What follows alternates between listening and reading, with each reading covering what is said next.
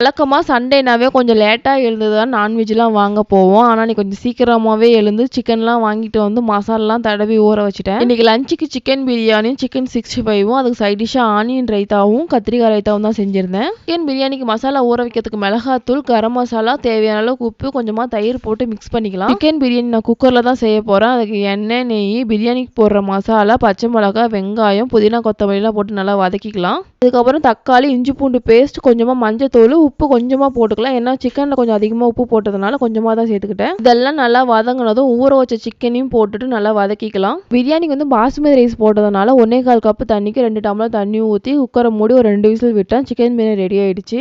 ஆக்சுவலாக chicken 65க்கு masala mix பண்ணும்போது கொஞ்சமாக சொதப்பிட்டேன். வழக்கமாக சிக்கன் 65க்கு மசாலா தடவுறதுக்கு குழம்பு மிளகாத்தூள் தான் போடுவேன். ஆனால் குழம்பு மிளகாத்தூள் நினச்சிக்கிட்டு சாம்பார் பொடி எடுத்து போட்டுட்டேன். அப்படி இருந்துமே சிக்கன் 65 ஓரளவுக்கு நல்லாவே வந்திருந்தது. நாங்களும் லஞ்ச் சாப்பிட்டு முடிச்சிட்டோம்.